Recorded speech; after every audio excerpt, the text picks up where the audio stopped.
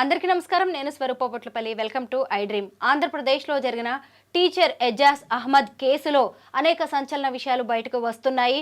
అల్లరి చేయవద్దు అన్నందుకు పిల్లలు టీచర్ మీద తిరగబడి విపరీతంగా కొట్టడంతో ఆయనకు గుండెపోటు వచ్చిందనే విషయం బయటికి వచ్చింది. అయితే ఆయన భార్య మాత్రం కావాలనే పక్కా ప్లాన్ ప్రకారం తన భర్తను పిల్లలతో హత్య చేయించారని, దీని వెనక తోటి ఉపాధ్యాయుల హస్తం ఉందని చెబుతోంది. ప్రస్తుతం నాతో పాటు public speaker, motivational speaker Rajani Rama గారు ఉన్నారు. అసలు పిల్లలు 9th క్లాస్ వాళ్ళు, అంటే టీనేజ్లో ఉన్నారు. టీచర్ అల్లరి చేయొద్దు అని స్ట్రిక్ట్గా ఉన్నందుకు ఇలాగా ఆయన కొట్టే వరకు పరిస్థితి ఎందుకు వెళ్ళింది? ఇది పేరెంటింగ్లో లోపమా, లేదంటే టీనేజ్లో ఉండడం వల్ల జరిగిన సమస్య అనేది ఆవిడ్ని అడిగి తెలుసుకుందాం. మేడం నమస్తే. నమస్తే అమ్మా. అన్నమయ్య జిల్లా రాయచోటి మండలంలోని కొత్తపల్లి ఒక ప్రభుత్వ స్కూల్లో జరిగింది ఈ ఘటన. టీచర్ ఎజాజ్ అహ్మద్ చనిపోయారు. మధ్యాహ్నం 3 గంటల టైంలో ఆయన తన 7th క్లాస్ రూమ్లో ఉన్నట్టుగా తెలుస్తోంది. 9th క్లాస్ పిల్లలు అల్లరి చేస్తుంటే అక్కడికి వెళ్ళి అల్లరి చేయవద్దు అన్నందుకు పిల్లలు అటాక్ చేశారు అని పోలీసులు కూడా చెప్తున్నారు. ఈ వర్షన్ కూడా వినిపిస్తుంది. మీరేమంటారు దీని మీద? అది ఆ మాట చెప్పినంతనే పిల్లలు తిరగబడటం అనేది చాలా దారుణమైన విషయం. వాళ్ళ క్రమశిక్షణ ఏ రకంగా ఉందో అనేది మనకు అర్థమవుతుంది.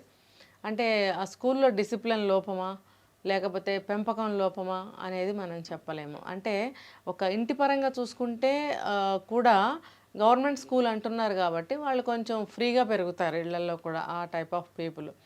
సో ఇంట్లో కూడా అతి స్వేచ్ఛ, ఇంట్లో కూడా ఇలాంటి పిల్లలు మాట వినే పరిస్థితి ఉండదు. ఇక స్కూల్లో కూడా గవర్నమెంట్ స్కూల్స్లో డిసిప్లిన్ ఎంతవరకు నేర్పిస్తారు? ఇంకా వాళ్ళు రావడము, క్లాసెస్ తీసుకోవడం, వెళ్ళడం వరకే చూసుకుంటారు నాకు తెలిసినంత వరకు. ఇవన్నీ పర్సనల్గా ఇంట్లో తల్లిదండ్రులు నేర్పించుకోవాలి పిల్లలకి. ఇప్పుడు చూడండి, గవర్నమెంట్ స్కూల్స్లో చదివిన వాళ్ళు కూడా ఎంత మంచి స్థాయికి వెళ్ళిన వాళ్ళు ఉన్నారు కదా. మరి వాళ్ళు సెల్ఫ్ డిసిప్లిన్, కొంతమంది తల్లిదండ్రులు మాత్రమే డిసిప్లిన్గా పెంచడం వల్ల వాళ్ళు మంచి స్థాయికి చేరుకున్నారు. కొంతమంది పిల్లలు చేరుకుంటున్నారు. మిగతా వాళ్ళందరూ అల్లరి చిల్లరగా ఇలాంటి పనులకు పాల్పడము, అల్లరిగా తయారవడము, రౌడీజంగా తయారవడం అనేది చూస్తున్నాం మనం. సో స్కూల్ని నిందించాల్సిన అవసరం లేదు. ఎంతవరకు ఉపాధ్యాయులు నేర్పిస్తారు చెప్పండి? ఇప్పుడు లెసన్ చెప్పేటప్పుడు వాళ్ళు చెప్పవలసిన మంచి మాటలు ఏమైనా ఉంటే వాళ్ళు ఇంక్లూడ్ చేసి చెప్తూనే ఉంటారు. అది ఎటువంటి స్కూల్ అయినా కూడా. అదే ఇంట్లో తల్లిదండ్రుల పాత్ర ఎక్కువగా ఉంటుంది కదా. ఇప్పుడు బయట అంత అల్లరి చేసే పిల్లవాడు ఇంటికి వస్తే కూడా కొంత తల్లిదండ్రులు అంటే భయం ఉన్నప్పటికీ వాడి అల్లరితనం అనేది ఎక్కడో చోట తెలుస్తుంది. లేదు, బయట చేసే పనులు పేరెంట్స్ వరకు వస్తాయి. అవి వచ్చినప్పుడు వాళ్ళు అడిగి తెలుసుకోవడము, మళ్ళీ నెక్స్ట్ టైం అట్లా జరగకుండా వాళ్ళు పిల్లవాడికి జాగ్రత్త పెట్టుకోవడం అనేది పేరెంట్స్ చెయ్యాలి. అలా కాకుండా సపోర్ట్ చేశారనుకోండి, ఫర్ ఎగ్జాంపుల్ ఒక బాబు అనేవాడు ఎవరన్నా ఒక బాబుని కొట్టాడు, వాళ్ళ పేరెంట్స్ వచ్చి అడిగినప్పుడు నువ్వు ఎందుకు కొట్టావని అడగకుండా మా బాబు అలా చేయడు, మీ అబ్బాయి ఏదో చేస్తూనే మా అబ్బాయి కొట్టుంటాడు అని అన్నారనుకోండి, వాడికి అదే కరెక్ట్ అనిపిస్తుంది. ఇంకా మీదట ఏది జరిగినా సరే మీ అబ్బాయే ఏదో చేసి ఉంటాడు, వీడు ఏమీ చెయ్యలేదు అనేది వీడు నిరూపించడానికి ప్రయత్నిస్తుంటాడు. ఎందుకంటే ఒకసారి అర్థమైంది కదా, ఓహో నేను తప్పు చేసినా సరే ఒకవేళ వాడు కూడా తప్పు చేసి ఉండొచ్చు అని ఆలోచిస్తారు వీళ్ళు అనే ఒపీనియన్కి వచ్చి ఉంటాడు. కాబట్టి అల్లరిగా తయారవుతూ ఉంటారు. ఇప్పుడు ఈ టీచర్ ఎవరైతే ఉన్నారో ఆజాద్ గారు, మీరు చెప్పినట్టు ఆయన క్లాస్ రూమ్లోకి వెళ్ళి 2 కేకలు వేసి ఉండొచ్చు. ఎందుకు అరుస్తున్నారు? ఫ్రంట్ ఆపోజిట్ క్లాస్లో ఇంకో క్లాస్ నడుస్తుంది కదా, మీరు అరిస్తే డిస్టర్బెన్స్ అవుతుంది కదా అని మందలించి ఉంటారు. ఒక దెబ్బ కూడా వేశారని చెప్పి విన్నాను. తప్పేముంది? పాత రోజుల్లో టీచర్ వస్తున్నారంటే ఆయన చేతిలో బెత్తం ఖచ్చితంగా ఉండేది. ఆయన చేతిలో బుక్స్, బెత్తము అన్నీ తీసుకొని వచ్చేవారు క్లాస్ రూమ్లోకి. రావడమే దాన్ని ఇట్లా ఊపుతూ వస్తూ ఉండేవారు. అది చూస్తే భయం అనమాట. ఆయన సార్కి కోపం వస్తుందేమో, ఎవరినైనా కొడతారేమో, అంటే క్లాస్లోకి ఎంటర్ అవ్వగానే ఎవరైతే అల్లరి చేస్తారో ముందు వాళ్ళ మీద చూపు పడుతుంది. పడినప్పుడు ఖచ్చితంగా మాస్టర్ కొడతారేమో పిల్లల్ని అని ప్రతి ఒక్కళ్ళు జాగ్రత్తగా ఉండేవారు. ఆ దెబ్బ మనకు తగులుతుందేమో అని చెప్పి, ఎందుకంటే అది కొడితే బాగా తగులుతుంది మరి. సో ఆ భయంగా ఉండేవారు. ఇప్పుడు టీచర్లు కొట్టకూడదు, తిట్టకూడదు అంటే ఇంకో కోణంలో చూసుకుంటే టీచర్లు కూడా కొంతమంది ఇప్పుడు ఈ రోజులను బట్టి వాళ్ళ ఫ్రస్ట్రేషన్ని, వాళ్ళ కోపాన్ని, వాళ్ళ సహనం లేనితనాన్ని అంతా కూడా పిల్లల మీద కూడా చూపించే పరిస్థితులు ఉన్నాయి. కాబట్టి ఇప్పుడు కూడా టీచర్స్ని కొట్టద్దు అని చెప్తున్నారు. ఇది కూడా ఒక అందుకు మంచిదే. కానీ ఒక టీచర్ అన్న తర్వాత అవసరాన్ని బట్టి ఒక 2 కేకలు వేయడము, ఒక చిన్న దెబ్బ వేయటం పర్వాలేదు, తప్పులేదు. కానీ చేతులు విరిగిపోయేటట్టు రక్తాలు వచ్చేటట్టు అలా కొట్టడం అనేది కూడా కరెక్ట్ కాదు. అయితే కొంచెం దండించడం అనేది మంచి పద్ధతే. ఇప్పుడు అది ఆ పద్ధతి లేదు ఇక్కడ. లేకపోవడం వల్ల వీళ్ళు మమ్మల్ని ఏమీ చేయరు అనే ఒక ధీమా భరోసా. ఒంటికి నొప్పి కలిగితే కదండి మనం కొంచెం జాగ్రత్తగా ఉంటాం. అది ఎక్కడ కలుగుతుంది వాళ్ళకి? లేదు. చిన్న మాటకే వాళ్ళు సెన్సిటివ్ అయిపోతున్నారు. అయిపోయి రివెంజ్ తీసుకునే లెవెల్కి వెళ్ళిపోతున్నారు. ఇంటి దగ్గర వాతావరణం కూడా వాళ్ళకి కొంతమంది స్థితిగతులు ఎలా ఉంటాయంటే ఇంట్లో ప్రతి చిన్నదానికి కూడా సహనం ఉండదు.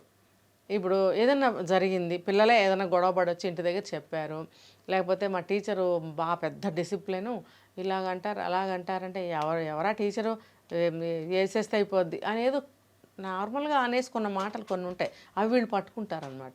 పట్టుకుని ఓహో ఇది కరెక్ట్గా మళ్ళీ అలాంటి వాళ్ళని ఇలా చేయొచ్చు అనే అభిప్రాయాలకు కూడా వెళ్తారు. ఇప్పుడు ఇళ్లలో మేము చూస్తున్నాం, చాలా చూస్తున్నాం. పిల్లల ముందు అటువంటి లాంగ్వేజ్ యూజ్ చేయకూడదు. మేడం, ఈ ఎజాజ్ అహ్మద్ కేసు దగ్గరికి వస్తే మనం ఆయనకి హార్ట్ అటాక్ రావడంతో హాస్పిటల్కి తీసుకువెళ్ళాము. అక్కడ సిపిఆర్ చేస్తుండగానే ఆయన చనిపోయారని హెడ్ మాస్టర్ చెప్తున్నారు, డాక్టర్స్ లాంటి వాళ్ళు కూడా చెప్తున్నారు. అయితే అంతకుముందు జరిగిన దాని గురించి మనం ఇప్పుడు మాట్లాడుకోవాలి. ఆయన 7th క్లాస్లో ఉండి 9th క్లాస్ పిల్లల్ని కొంచెం మందలించి వచ్చారు. ఆ తర్వాత మళ్ళీ తన క్లాస్కి వచ్చి కూర్చొని ఆ పిల్లలు నా మీద అటాక్ చేశారు, వాళ్ళ పేరెంట్స్ని పిలిపించారు అనే డైలాగ్ కూడా ఆయన మాట్లాడారంట. తోటి పిల్లలు చెప్తున్నది ఏంటి అంటే 9th క్లాస్ పిల్లలు వాళ్ళ తమ్ముడిని కొట్టడంతో ఇంకొక అతను వచ్చేసి అటాక్ చేశారు. మొత్తం ముగ్గురు కలిసి సార్ని కొట్టారు. ఆ తర్వాతే సార్కి అటాక్ వచ్చింది, హార్ట్ అటాక్ అని చెప్తున్నారు. అటు వాళ్ళ ఆవిడ కూడా చెప్తూనే ఉంది ఆయనకి హార్ట్ అటాక్ లాంటివి ఏమీ లేవు, కావాలనే పిల్లలతో దాడి చేయించి ఆయన ప్రాణాలు పోయే వరకు తీసుకొచ్చారు అని.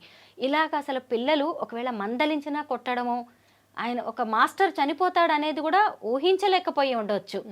ఏం ప్రభావం ఉండుంటుంది మేడం పిల్లలు ఇంత వైల్డ్గా రియాక్ట్ అవ్వడానికి? అంటే ఈ సెల్ ఫోన్స్ లాంటివా, ఇప్పుడు చూస్తున్న సినిమాలు అంటారా, పెంపకమే లోపమా? సినిమా ప్రభావం చాలానే ఉంటుంది. నాకు తెలిసి ముస్లిం పిల్లలు ఎక్కువ సినిమాలు చూడరండి. ఏమో నాకు ఆ విషయంలో నేను ఎక్కువ వాళ్ళ సినిమాలకు వెళ్ళడము అలాంటివి నేను పెద్దగా చూడలేదు. ఎక్కడ తక్కువగానే చూస్తారు. కానీ ఒకవేళ ఇప్పుడు టీవీలు వచ్చాయి కాబట్టి ఇంట్లో చూస్తున్నారేమో, ఆ సినిమా ప్రభావం పిల్లల మీద బాగానే ఉంటుంది. టీనేజ్ ఎఫెక్ట్ అంటారా? హార్మోన్స్ ఈ టైంలో మనం ఏం చెప్పినా గానీ కొంచెం సీరియస్ గా చెప్తే మాదే కరెక్ట్, మేము చేసేదే కరెక్ట్ అనే భావనలో ఉంటారు టీనేజ్లో, కాదనట్లేదు. కానీ నేను ఇందాక చెప్పినట్టు ఇంట్లో మాట్లాడుకునే మాటల ప్రభావమే ఎక్కువ ఉంటుంది సినిమా కన్నా. సినిమా కాసేపు చూస్తాం, వదిలేస్తాం. నిత్యం ఇంట్లో మనం చూస్తున్నవి మన మీద ఎక్కువ ఇన్ఫ్లుయెన్స్ చేస్తాయి. ఇప్పుడు పేరెంట్స్ చాలామంది ఎట్లా అంటే హింసాత్మకంగా మాట్లాడుకుంటారు, విమర్శనాత్మకంగా మాట్లాడుకుంటారు, మాటలతో డ్యామేజ్ చేస్తూ అవతల వాడిని అవమానిస్తూ ఇంట్లో మాట్లాడుకుంటూ ఉంటారు. పిల్లల ముందు అలా మాట్లాడకూడదు. కొట్టుకుంటారు కూడా, కొట్టుకుంటారు. ముఖ్యంగా అవతల వ్యక్తుల గురించి అలా మాట్లాడడం వల్ల వీళ్ళకి ఇప్పుడు సిచ్యువేషన్ ఎదురైతే కనుక వాళ్ళు ఈ విధంగా ఫేస్ చేస్తారు, ఈ విధంగా అటాక్ చేస్తారు. ఇప్పుడు టీచరు ఈయన కొంచెం స్ట్రిక్ట్ అని చెప్తున్నప్పుడు ఓవర్ డిసిప్లిన్ అని కూడా అంటున్నారు. డిసిప్లిన్ అన్న తర్వాత కొంచెం ఒక్కొక్కరు చెప్పే విధానాన్ని బట్టి అబ్బాయి వీళ్ళు చాలా ఓవర్ అని అంటూ ఉంటారు. ఆ టాక్ కూడా ఉండి ఉంటుంది. ఈ పిల్లలు ఆ విషయంలో వీళ్ళకి నచ్చకపోయి ఉండొచ్చు. ఈయన ఎప్పుడు చూసినా డిసిప్లిన్ అంటూ ఉంటాడు, మా వెనకబడుతూ ఉంటాడు. ఇప్పుడు స్కూళ్ళల్లో కాలేజెస్లో ఈ రకమైన డైలాగులు వింటున్నాం మనం. తర్వాత ఏంటంటే దీనికి సాక్ష్యంగా ఈయన క్లాసులో ఈయన పాఠం చెప్పకుండా అటు వెళ్ళి వాళ్ళని కంట్రోల్ చేయాలని చూశాడు. ఆ కోతిమోక ఎలాంటి వాళ్ళు ఈయనకి తెలుసు రోజు. అవును, తెలిసి మళ్ళీ వాళ్ళని కేకలేయాలని చూడాలని వెళ్ళారు. ఆ అబ్బాయిని, తమ్ముడు అనే అబ్బాయిని ఒక దెబ్బ వేశారు అని కూడా చెప్పారు.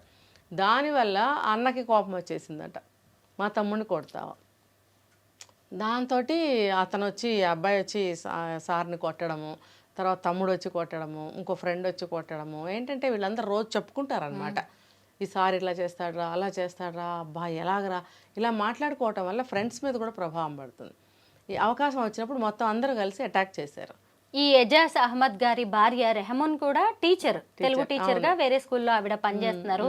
ఆవిడ పాపం ఎంత ఏడుస్తున్నారు, ఎందుకంటే ఇద్దరు స్కూల్కి వచ్చి ఉంటారు కదా కలిసి. ఆవిడ అటు వెళ్ళిపోయి ఉంటారు, ఈవిడ ఇంటికి ఫోన్ కాల్ రావడం అంటే ఏ భార్య మాత్రం ఊహించేది కాదు కదా. అయితే ఆవిడ ఇంకొకటి ఏం సస్పెక్ట్ చేస్తున్నారంటే దీని వెనక ఖచ్చితంగా తోటి ఉపాధ్యాయుల పాత్ర ఉంది, వాళ్లే పిల్లలతో ఇలాగ అటాక్ చేయించి చంపించారు అని.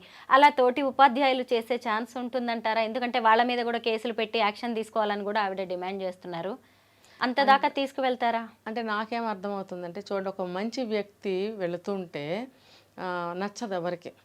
ఇప్పుడు మనకి తెలిసిన కొద్దిపాటి సమాచారంతో నేను చెప్పగలుగుతున్నా, ఆయన కొంచెం డిసిప్లిన్ ఎక్కువ, మంచి వ్యక్తి, అందరినీ ప్రేమిస్తాడు.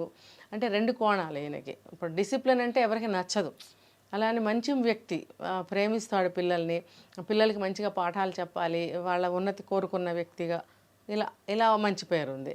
సో ఈయన ఇలా ఉండటం వల్ల ఏమవుతుందంటే ఆయన మంచి పేరు వస్తుంది ఆయనకి ఆటోమేటిక్గా. మిగతా టీచర్లు ఏంటంటే వాళ్ళకి కొంచెం ఉంటుంది అసూయ, కానీ ఇంత దారుణానికి తలపడతారంటే నేను నమ్మలేను. అయితే ఈ ఒపీనియన్ ఏదైతే ఉందో ఆ భార్య మనసులో ఎక్కువగా ఉంది. ఎందుకంటే ఇంటికి వెళ్ళిన తర్వాత ఇద్దరు మాట్లాడుకుంటారు కదా, ఈరోజు ఇలా జరిగింది, అబ్బా వాళ్ళ చూపులు తట్టుకోలేకపోయాను, ఇప్పుడు నేను ఏదన్నా అన్నానంటే వాళ్ళు ఖండిస్తూ ఉంటారు, ఎందుకండి చూస్తూ ఊరుకోండి మీకెందుకు అని అంటారు. చూడండి ఇప్పుడు మన సినిమాల్లో కూడా చూస్తాం, నువ్వు చూడనట్టు వెళ్ళిపో నీకెందుకు, అన్యాయం నేను ఒక్కడవే ఎదిరించగలవా, అలాంటి మాటలు డైలాగులు మన సినిమాల్లో చూస్తుంటాం. అలాగే ఈ టీచర్స్ కూడా అలాంటివి ఏమైనా జరిగితే ఇంటికి వచ్చి చెప్పుకుంటారు కదా, ఆ మాటలతోటి ఈవిడ ఒపీనియన్ అనేది ఇలా తయారైంది. ప్రొఫెషనల్ జెలస్ ఉంటుంది కదా. సో ఈయనంటే జెలస్ ఉంది, ఈయనకి మంచి పేరు ఉంది, అది భరించలేక పిల్లల్ని వాళ్ళు ఏమంటారు ఎంకరేజ్ చేసి ఈ విధంగా అటాక్ చేసే విధంగా పిల్లల మైండ్ సెట్ తయారు చేసి ఉంటారు అనేది చెప్తాను. తర్వాత తోటి టీచర్స్ కూడా అక్కడే ఉన్నారు, ఎవరు అడ్డుకోలేదు అని చెప్తున్నారు. అయితే ఎవరు ఉన్నారనేది మనకు తెలియదు. కొద్దిపాటి సౌండ్కి పక్కా రూమ్లో టీచర్స్ ఎవరు ఒకళ్ళిద్దరు వచ్చి నుంచున్నా మరి వాళ్ళు అడ్డుకోవాల్సింది. ఒకవేళ ఆవిడ చెప్పింది నిజమే అయితే అడ్డుకోవాల్సింది. ఇప్పుడు పిల్లలు ఎక్కడొచ్చి మమ్మల్ని కొడతారో అని భయపడి వీళ్ళు వెళ్ళలేదు అని ఆ స్టేట్మెంట్ చాలా రాంగ్. పిల్లలు వాళ్ళు ఏం చేస్తారు అని పెద్దవాళ్ళు 4 కలిసి వెళ్ళి ఒక తోపు తోస్తే పక్కకి పడరా, లేకపోతే బెదిరిస్తే దూరం జరగరా, ఎవరు లేరని కదా ఆయన మీద అటాచ్ చేశారు వాళ్ళు. ఇవి 4 టీచర్స్ వచ్చి నుంచున్నారంటే వాళ్ళు ఆటోమేటిక్గా తగ్గిపోతారు కదా. మరి నిజంగా ఆవిడ చెప్పిన స్టేట్మెంట్ నిజమైనట్టయితే వీళ్ళు ఎందుకు చూస్తూ ఊరుకున్నారు? కాబట్టి ఆ సమయంలో తర్వాత వచ్చి ఉండొచ్చు వీళ్ళు, పాపం ఆవిడ బాధలో వాళ్ళకి తెలుసు కానీ వచ్చి నుంచోలేదు అని అంటున్నారు. ఇప్పుడు బాధ వచ్చినప్పుడు మనకే బాధ వచ్చినట్టు ఆ బాధ చాలా పెద్దగా కనిపిస్తుంది. అవును, ఆ బాధలో ఆవిడ అలా అనుకున్నారు, కానీ అలా జరిగి ఉండకపోవచ్చు. అల్లరి చేయొద్దు అని ఒక టీచర్ చెప్తే పిల్లలు అటాక్ చేయడం ఏంటి?